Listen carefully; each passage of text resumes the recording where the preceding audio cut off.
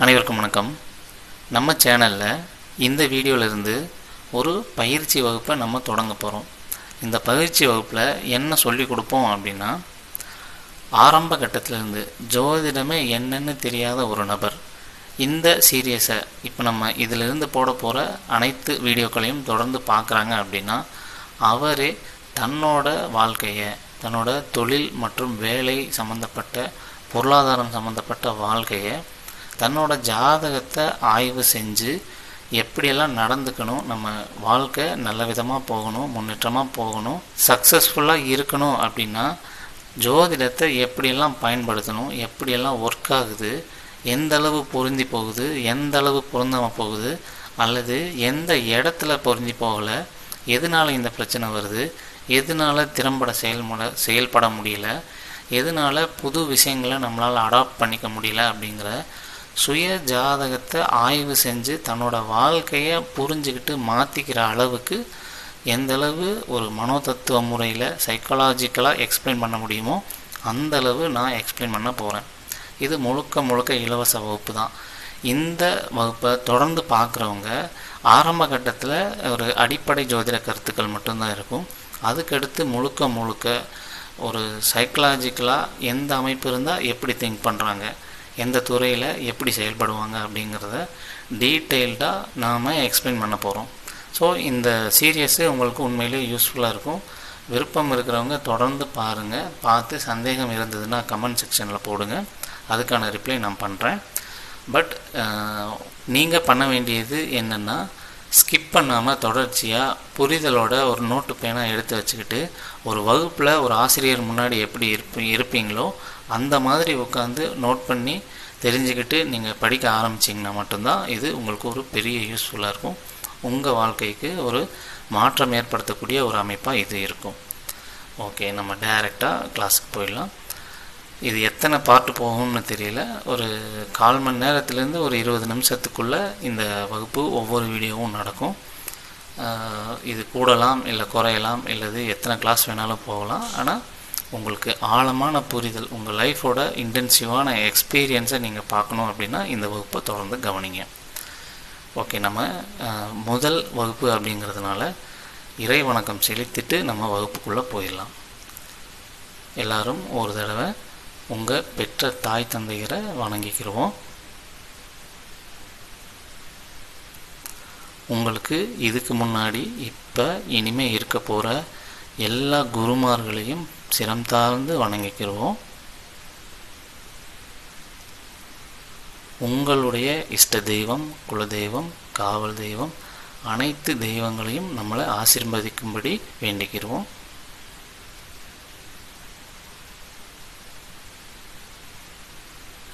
இந்த உலகத்தில் சூட்சமமான விஷயங்களை மறைமுகமாக உணர்த்தணும்னு நினச்சிக்கிட்டு இருக்க எல்லா புண்ணிய ஆத்மாக்களையும் வணங்கி இந்த வகுப்பை தொடங்கலாம். இப்போது நம்ம முதல் வகுப்பு. ஸோ கிரகங்கள்லேருந்து ஆரம்பிக்கலாம். முதல்ல கிரகங்களில் 3 வகை உண்டு. ஒன்று ஒளி கிரகங்கள், இன்னொன்று சாயா கிரகங்கள், இன்னொன்று பருப்பொருள் கிரகங்கள், அதாவது குஜாதி ஐவர்கள். இதில் முதல் டாப்பில் இருக்கிறது ஒளி கிரகங்கள், சூரியன், சந்திரன். இது எல்லாமே ஒளி சார்ந்த அமைப்புகள் உடையது. இப்போ சூரியன்னு அவங்களுக்கு தெரியும், வெளிச்சம். சூரியனை வச்சு தான் இந்த சூரிய குடும்பமே இயங்கிக்கிட்டு இருக்கு. ஸோ முதல் ஒளி கிரகம் சூரியன், 2வது ஒளி கிரகம் சந்திரன், அடுத்து குஜாதி ஐவர்கள் அப்படின்னா புதன், சுக்கிரன், சனி, குரு, செவ்வாய். இந்த 5 பேர் தான் குஜாதி ஐவர்கள். பருப்பொருள் உடைய, ஒளித்தன்மை குறைந்த அளவு உடைய கிரகங்கள் அப்படின்னா அது இந்த குஜாதி ஐவர்கள். இருள் கிரகங்கள், சாயா கிரகங்கள் அப்படின்னா அது ராகு கேது. வக்ர கிரகங்கள் அப்படின்னா அது ராகு கேது. இதுக்கு உடல் கிடையாது, பருப்பொருள் கிடையாது, முழுக்க ஒரு வெட்டுப்புள்ளி தான் இது. ஸோ இதுக்கு முழுமையான உருவ அமைப்பு இல்லை. ஸோ அதனால தான் ராகு கேதுக்களுக்கு தனியான வீடுகள் எதுவும் இல்லை. நான் சொல்கிற இன்ஃபர்மேஷன்ஸை அப்பப்போ பாஸ் பண்ணி நோட்டில் எழுதி வச்சுக்கோங்க. நிறைய பாயிண்ட் சொல்லுவோம், திடீர்னு ஒரு பாயிண்ட் விட்டு போகலாம், அதை மறுபடியும் சொல்லுவோம். ஸோ அதனால் அப்பப்போ சொல்கிறத பாஸ் பண்ணி நோட் பண்ணிக்கிட்டே வாங்க. தொடர்ச்சியாக டைம் விட்டு சொன்னால் அதுக்கு வீடியோ நேரமாகும். அதனால் அப்பப்போ பாஸ் பண்ணி நோட் பண்ணிக்கோங்க. ஸோ 3 டைப்பு கிரகங்களில் ஒன்று சூரியன் சந்திரன் ஒளி கிரகங்கள், பருப்பொருள் கிரகங்கள் 5, புதன் குரு சுக்கிரன் சனி செவ்வாய், இந்த குஜாதி ஐவர்கள் அப்படிங்கிற 5 கிரகங்களும் பருப்பொருள் கிரகங்கள். அடுத்து சாயா கிரகங்கள் ராகு கேது, உருவமற்ற இருள் கிரகங்கள், வக்ர கிரகங்கள் அப்படிங்கிறது. ஓகே, அதுக்கப்புறம் வீடுகள் அப்படின்னா மொத்தம் 12. ராசி கண்டத்தை நீங்கள் கூகுளில் பார்த்துருப்பீங்க, உங்கள் ஜாதகத்தில் பார்த்துருப்பீங்க. அதில் மேசம் அப்படின்னு டாப் மேலே இதில் இருக்கும். ஒரு சதுர கட்டத்தில் மேலே முதல் ஓரத்தில் இல்லாமல் அடுத்த 2வது கட்டத்தில் இருக்கிறது தான் மேசம். அதுதான் முதல் கட்டம். ஸோ ஃபஸ்ட்டு அதை தான் எடுத்துக்கிறோம். அதிலிருந்து தான் கிளாக் வைஸாக ஒன்றுக்கு அடுத்து ஒன்றா நம்ம கட்டங்களை எண்ணுவோம். அப்படியே நான் ஒவ்வொரு வீடாகவும் சொல்லிட்டு வரேன், அப்படியே நோட் பண்ணிக்கோங்க. கிளாக் வைஸில் நோட் பண்ணிக்கோங்க. மொத்தம் 12 கட்டம். 12 கட்டத்தில் மேசங்கிறது முதல் வீடு, ரிஷபம் அப்படிங்கிறது 2வது வீடு, மிதுனம் அப்படிங்கிறது 3வது வீடு, கடகம் அப்படிங்கிறது 4வது வீடு, சிம்மம் அப்படிங்கிறது 5வது வீடு, கன்னி அப்படிங்கிறது 6வது வீடு, துலாம் அப்படிங்கிறது 7வது வீடு, விருச்சகம் அப்படிங்கிறது 8வது வீடு, தனுசு அப்படிங்கிறது 9வது வீடு, மகரம் அப்படிங்கிறது 10ஆம் வீடு, கும்பம் அப்படிங்கிறது 11வது வீடு, மீனம் அப்படிங்கிறது 12வது வீடு. ஸோ இது எல்லாமே ராசி கட்டங்கள். இதில் முதல் கட்டம் அதுதான் காலபுருஷ லக்னம்னு சொல்லுவாங்க. இப்போது இந்த வீடுகளில் எந்தெந்த வீடு எந்தெந்த கிரகத்துக்கு சொந்தம் அப்படிங்கிறத பார்த்துடலாம். முதல்ல செவ்வாய் அப்படிங்கிறது, செவ்வாய்க்கான வீடுகள் மேசம் விருச்சகம். அடுத்து சுக்கிரனுக்கான வீடுகள் ரிஷபம் துலாம். அடுத்து புதனுக்கான வீடுகள் மிதுனம் கன்னி. அடுத்து சந்திரனுக்கான வீடு கடகம். ஒளி கிரகங்களுக்கு ஒரே ஒரு வீடு தான். இந்த குஜாதி ஐவர்கள்னு சொல்கிற 5 கிரகங்களுக்கு மட்டும் ஒரு 2 வீடு வரும். ஒளி கிரகங்களுக்கு ஒரே ஒரு வீடு தான். சாயா கிரகங்களுக்கு வீடுகள் இல்லை. இப்போ சந்திரனுக்கு கடகம், சூரியனுக்கு சிம்மம். அடுத்து தனுசு. அடுத்து குருவுக்கு தனுசு மீனம், சனிக்கு மகரம் கும்பம். இதுதான் அந்தந்த கிரகங்களோட சொந்த வீடுகள். இதில் மூலத்திரிகோண வீடுகள் அப்படிங்கிற ஒரு கான்செப்ட் இருக்குது. அது என்ன அப்படின்னா, எனக்கு 2 வீடு இருக்கலாம், ஆனால் எனக்கு ரொம்ப பிடிச்ச வீடு, நான் ரொம்ப ஃப்ரீடமாக, நான் ரொம்ப சுதந்திரமாக, எனக்கு ரொம்ப பிடிச்சி இருக்கிற வீடு எது அப்படின்னா அது மூலத்திரிகோண வீடு தான். இப்போ எனக்கு நான் ஒரு அப்பான்னு வச்சுக்கலாம், நானே சம்பாரித்து சுயமாக சம்பாரித்து உழைச்சி ஒரு வீடை கட்டியிருக்கேன், 2 வீடை கட்டியிருக்கேன். அதில் எனக்கு ஒரு வீடு தான் ரொம்ப பிடிக்கும், ரொம்ப இஷ்டம். இன்னொரு வீடும் என்னோடய வீடு தான், அதுவும் என்னோடய பொறுப்பு தான். அதுலேயும் நான் சந்தோஷமாக தான் இருப்பேன். அங்கேயும் எனக்கான ரொம்ப சுதந்திரமான அமைப்புகள் இருக்கும். ஆனால் அதுலேயே எனக்கு ரொம்ப பிடிச்ச வீடு, ரொம்ப ஃப்ரீடமாக இருக்கிறது, வலிமையாக இருக்கிறது அப்படின்னா அது மூலத்திரிகோண வீடு. அப்படின்னு அந்த வகையில் பார்க்கும்போது செவ்வாய்க்கு மூலத்திரிகோண வீடு மேசம், சுக்கிரனுக்கு மூலத்திரிகோண வீடு துலாம், புதனுக்கு மூலத்திரிகோண வீடு கன்னி, சந்திரனுக்கு மூலத்திரிகோண வீடு ரிஷபம், சூரியனுக்கு மூலத்திரிகோண வீடு ஆட்சி வீடு எல்லாமே ஒன்று தான். ஸோ அது சிம்மம். குருவுக்கு மூலத்திரிகோண வீடு தனுசு, சனிக்கு மூலத்திரிகோண வீடு கும்பம். ஸோ இதுதான் மூலத்திரிகோண வீடு.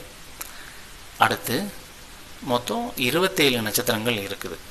27 நட்சத்திரங்கள் அப்படிங்கிறது ஒவ்வொரு கிரகத்துக்கும் 3 நட்சத்திரங்கள் சொந்தம். மொத்தம் 9 கிரகம், 9 கிரகத்துக்கும் 3 நட்சத்திரங்கள் சொந்தம். ஸோ 9 × 3 27 நட்சத்திரங்கள் வரும். அதை நான் வரிசையாக சொல்லிடுறேன், அப்படியே நோட் பண்ணிக்கோங்க. முதல்ல கேதுவோட நட்சத்திரம். கேதுவோட நட்சத்திரம் அஸ்வினி மகம் மூலம். சுக்கிரனோட நட்சத்திரம் பரணி பூரம் பூராடம். சூரியனோட நட்சத்திரம் கார்த்திகை உத்திரம் உத்திராடம். சந்திரனோட நட்சத்திரம் ரோகிணி, அஸ்தம், திருவோணம். செவ்வாயோட நட்சத்திரம் மிருகசிரிசம், சித்திரை, அவிட்டம். ராகுவோட நட்சத்திரம் திருவாதிரை, சுவாதி, சதயம். குருவோட நட்சத்திரம் புனர்பூசம், விசாகம், பூரட்டாதி. சனியோட நட்சத்திரம் பூசம், அனுஷம், உத்திரட்டாதி. புதனோட நட்சத்திரம் ஆயில்யம், கேட்டை, ரேவதி. ஸோ இதுதான் 9 கிரகங்களுக்கான நட்சத்திரங்கள். இப்போ தசை வருடங்கள் பார்த்துடலாம். கேதுவுக்கு 7 வருடம் தசை, சுக்கிரனுக்கு 20 வருடம் தசை. 20 வருஷத்துக்கும் சுக்கிரனோட தசை தான் நடக்கும், 7 வருஷத்துக்கு கேதுவோட தசை தான் நடக்கும். அதில் சப்டிவிஷனாக 9 கிரகங்களோட புத்தியும் மாறி மாறி குறிப்பிட்ட காலத்துக்கு மாறி மாறி வரும். அந்த காலத்தில் கணக்கு போட்டு பார்த்தாங்க. இப்போ செல்லுலேயே எங்கள் தசாபுத்தி என்ன அப்படிங்கிறத பார்த்துடலாம். இப்போது தசை 7 வருஷம், கேதுவோட தசை 7 வருஷம் அப்படின்னா அதில் 9 கிரகத்தோட புத்தி குறிப்பிட்ட 6 மாதத்துக்கு, 8 மாதத்துக்கு, 7 மாதத்துக்கு, இல்லை 1 வருஷத்துக்குன்னு 9 பிரிவாக பிரித்து அதிலேயே புத்திநாதனா வந்துடுவாங்க. புத்தியும் நடந்துடும் அந்த 7 வருஷத்துலேயே. ஸோ அப்படி அடுத்து இப்போ சுக்கிரனோட தசை சொல்லியிருக்கிறோம். அடுத்து சூரியனோட தசை 6 வருஷங்கள். இருக்கிறதுலே கம்மியான தசை இருக்கிற கிரகம் அது சூரியன். இருக்கிறதுலே அதிகமான வருடங்கள் தசை நடத்துகிற கிரகம் அதுன்னா சுக்கிரன். இப்போ சூரியனுக்கு 6 வருஷம் எழுதியிருக்கோம். அடுத்து சந்திரனுக்கு 10 வருடங்கள், செவ்வாய்க்கு 7 வருடங்கள், ராகுவுக்கு 18 வருடங்கள், குருவுக்கு 16 வருடங்கள், சனிக்கு 19 வருடங்கள், புதனுக்கு 17 வருடங்கள். இதுதான் ஒவ்வொரு கிரகத்தோட தசையோட வருடங்கள் அப்படின்றது. ஓகே, இப்போ ஆட்சி உச்சத்தை பார்த்துடலாம். உங்களுக்கு தெரியும் செவ்வாயோட ஆட்சி வீடு அப்படின்னா 2, மேசம், விருச்சகம். உச்ச வீடு அப்படின்னு பார்த்தா மகரம். அடுத்து சுக்கிரனுக்கு ஆட்சி வீடு அப்படின்னா 2, என்னென்னா ரிஷபம், துலாம். உச்ச வீடு அப்படின்னு பார்த்தா அது மீனம். முதல்ல ஆட்சி வீடை பார்த்துக்கலாம், அப்புறம் உச்ச வீடுகளை பார்த்துக்கலாம். இப்போ நான் உச்ச வீடை சேர்த்து சொன்னேன், ஆனால் அடுத்தடுத்த கிரகங்களுக்கு ஆட்சி மட்டும் பார்த்துடலாம். செவ்வாயோட ஆட்சி வீடு மேசம், விருச்சகம். சுக்கிரனோட ஆட்சி வீடு ரிஷபம், துலாம். புதனோட ஆட்சி வீடு மிதுனம், கன்னி. சந்திரனோட ஆட்சி வீடு கடகம். சூரியனோட ஆட்சி வீடு சிம்மம். குருவோட ஆட்சி வீடு தனுசு, மீனம். சனியோட ஆட்சி வீடு கும்பம், மகரம். ஓகேங்களா? இப்போ உச்ச வீடு நீச்ச வீடு பார்த்துக்கலாம். செவ்வாயோட உச்ச வீடு மகரம். அப்படியே டைரெக்டாக 7ஆம் இடத்துல செவ்வாயோட நீச்ச வீடு கடகம். செவ்வாய்க்கு பார்த்தாச்சு. அதுக்கடுத்து சுக்கிரனுக்கு உச்ச வீடு மீனம். அப்படியே டைரக்ட் ஆப்போசிட் 7வது இடம் கன்னி, சுக்கிரனுக்கு நீச்ச வீடு. அடுத்து சூரியனுக்கு உச்ச வீடு மேசம். சூரியனுக்கு அப்படியே நீச்ச வீடு டைரக்ட் 7ஆம் இடத்துல இருக்கிற துலாம். அடுத்து சந்திரனுக்கு உச்ச வீடு ரிஷபம். அப்படியே டைரக்ட் ரிஷபத்துக்கு 7வது வீடாக இருக்கிற விருச்சகம், சந்திரனுக்கு நீச்ச வீடு. குருவுக்கு உச்ச வீடு கடகம். அப்படியே கடகத்துக்கு நேர் 7வது இருக்கிற வீடு மகரம். மகரமில் குரு நீச்சம். சனிக்கு துலாம் உச்ச வீடு. துலாமுக்கு நேர் ஆப்போசிட்டாக இருக்கிற மேசம் சனிக்கு நீச்ச வீடு. புதனுக்கு கன்னி தான் உச்ச வீடும் மூலத்திரிகோண வீடும் ஆட்சி வீடுமா இருக்கும். 3 கெப்பாசிட்டி இருக்கிற ஒரே கிரகம், ஒரே வீட்டில் இருக்கிற ஒரே கிரகம் அது புதன் தான். ஒரே வீட்டில் ஆட்சியும் ஆகும், உச்சமும் ஆகும், மூலத்திரிகோணமும் ஆகும். ஸோ அது புதன் தான். ஸோ புதன் கன்னியில் உச்சம், மீனத்தில் நீச்சம். ஸோ 5 கிரகத்துக்கும் 7 கிரகத்துக்குமே சொல்லியிருக்கிறோம். இதில் உச்சத்துக்குன்னு ஒரு பாகை இருக்குது, நீச்சத்துக்குன்னு ஒரு பாகை இருக்குது. இப்போ உதாரணத்துக்கு சூரியன் 10 டிகிரியில் உச்சம், மேசத்தில் 10 டிகிரியில் உச்சம்னு வச்சுக்கலாம். 10 டிகிரியை சூரியன் கடந்துருச்சு மேசத்தில் அப்படின்னா அந்த உச்சத்திலேயே பவர் கொஞ்சம் கம்மியான உச்சம் அப்படின்னு வச்சுக்கலாம். இப்போ உதாரணத்துக்கு மேசத்தில் சூரியன் ஒரு 25 டிகிரியில் இருக்குது, இல்லை 28 டிகிரியில் இருக்குதுன்னு வச்சுக்கலாம். சூரியன் உச்சம்தான், ஆனால் உச்சத்திலே கொஞ்சம் கம்மியான உச்சம் அப்படின்னு சொல்லலாம். ஆனால் உச்சத்தோட பலன் அப்படியே இருக்கும். 10 டிகிரியில் சூரியன் இருந்தால் தான் அதிகபட்சமான உச்சம். 9 டிகிரி, இப்போது 5 டிகிரியிலேருந்து 10 டிகிரிக்குள்ளே நகர்ந்து வந்துக்கிட்டே இருக்குதுன்னு ஒரு உதாரணத்துக்கு வச்சுக்கலாம். 5வது டிகிரிலேருந்து 6, 6லேருந்து 7, 7லேருந்து 8, 8லேருந்து 9, 9லேருந்து 10, இப்படி 10வது டிகிரி நோக்கி வர வர வர சூரியனோட உச்ச பாகை நெருங்குது. அப்போது உச்ச வலு அதிகமாக இருக்குதுன்னு அர்த்தம். 10வது டிகிரியை தொட்டதுக்கப்புறம் 11 போயிடுச்சு, 12 போயிடுச்சு, 13 போகுது அப்படின்னா அந்த உச்சத்தோட வலிமை கொஞ்சம் கொஞ்சமாக குறையுதுன்னு அர்த்தம். அது உச்சம்தான், ஆனால் உச்சத்தோட வலிமை குறைவு. ஆட்சியை விட ஒரு பங்கு அதிகம்தான். நீங்கள் பொதுவாக மேஷத்தில் சூரியன் இருக்குது அப்படின்னாலே உச்சம்தான் கணக்கு. அதுலேயே உச்சத்திலே கொஞ்சம் வலு கம்மி அப்படிங்கிறது தான் டிகிரியை கடந்துருச்சுன்னா நம்ம சொல்ல வர்றது. டிகிரியை கடந்துருச்சுனாலே அந்த உச்சத்திலே வலிமை குறைஞ்சிருக்குன்னு அர்த்தம். அதே மாதிரி நீச்சத்தையும் கணக்கெடுத்துக்குங்க. துலாமில் 10 டிகிரியில் சூரியன் நீச்சம் அப்படின்னா 10 டிகிரியை கடந்துருச்சு அப்படின்னா ரொம்ப நீச்சமான தன்மையிலேருந்து ஓரளவு பரவாயில்லாமல் மீண்டு வந்துக்கிட்டு இருக்குன்னு அர்த்தம். உதாரணத்துக்கு துலாம்லேயே சூரியன் ஒரு 18 டிகிரியில் இருக்குதுன்னு வச்சுக்கலாம். 10 டிகிரியிலேருந்து 8 டிகிரி தள்ளி 18வது டிகிரியில் இருக்குது. ஸோ 10 டிகிரி தான் நீச்சம். 18வது டிகிரிங்கிறது நீச்சத்தை கடந்துருச்சு. ஸோ நீச்சத்துலேயே கொஞ்சம் பரவாயில்லாமல் ஒரு நல்ல நிலைமைக்கு வர ஆரம்பிச்சிருச்சுன்னு அர்த்தம். துலாம்லேயே 29 டிகிரியில் சூரியன் இருக்குதுன்னு வச்சுக்கலாம். நீச்சத்தை தள்ளி வந்துருச்சு. ஸோ நீச்சம் பெரிய அளவு பாதிக்கலை அப்படிங்கிறது தான் அர்த்தம். ஸோ இதே மாதிரி தான் எல்லா கிரகத்துக்கும் டிகிரி இருக்குது. செவ்வாய்க்கு 28 டிகிரி, சுக்கிரனுக்கு 27 டிகிரி, குருவுக்கு 5 டிகிரி, சந்திரனுக்கு 3 டிகிரி, சனிக்கு 15 டிகிரி. இது மாதிரி ஒவ்வொரு கிரகத்துக்குமே அந்த குறிப்பிட்ட டிகிரி இருக்குது. அந்த டிகிரியை தொடுற வரைக்கும் ரொம்ப வலிமையாக இருக்கும் அல்லது ரொம்ப நீச்சமாக இருக்கும். டிகிரியை தாண்டிடுச்சுன்னா வலிமை குறையும் அல்லது நீச்சத்துலேருந்து வெளியே வந்துடும். இந்த மாதிரி தான் அது செயல்படும். ஓகே, இன்றைக்கி இந்த அளவு இன்ஃபர்மேஷன் போதும். இது முதல் நாள் வகுப்பு தான், சும்மா அடிப்படை கிளாஸ் தான். ஸோ இதில் சொல்லித்தர இதில் டவுட்ஸ் ஏதாவது இருக்குது அப்படின்னா கமெண்ட்ஸில் போடுங்க, நான் அதை கிளியர் பண்ணுறேன். அடுத்த வகுப்பில் அடுத்தடுத்த பேசிக்ஸை நம்ம சொல்லித்தருவோம். ஒரு முதல் 5 அல்லது 6 வகுப்புகளுக்கு பேசிக்ஸ் மட்டும் இருக்கும். அதுக்கப்புறம் டீப்பாக டெக்னிக்கலான அமைப்பு, சைக்காலஜிக்கலான அமைப்பு கண்டிப்பாக வரும். ஸோ ஆரம்பத்துலேருந்து பார்த்திங்கன்னா உங்களுக்கு புரியறதுக்கு வாய்ப்பு இருக்குது. இல்லை உங்களுக்கு பேசிக்ஸ் தெரியும் அப்படின்னா கொஞ்சம் வெயிட் பண்ணுங்கள். ஒரு 4-5 கிளாஸுக்கு அப்புறம் ரொம்ப டெக்னிக்கலாக நம்ம சொல்லித்தர ஆரம்பிப்போம். பேசிக்ஸ்லையுமே மற்ற ஜோதிடர்கள் சொல்லாத எளிய புரிதல் உள்ள ஒரு சில விஷயங்களை நம்ம சொல்லுவோம்.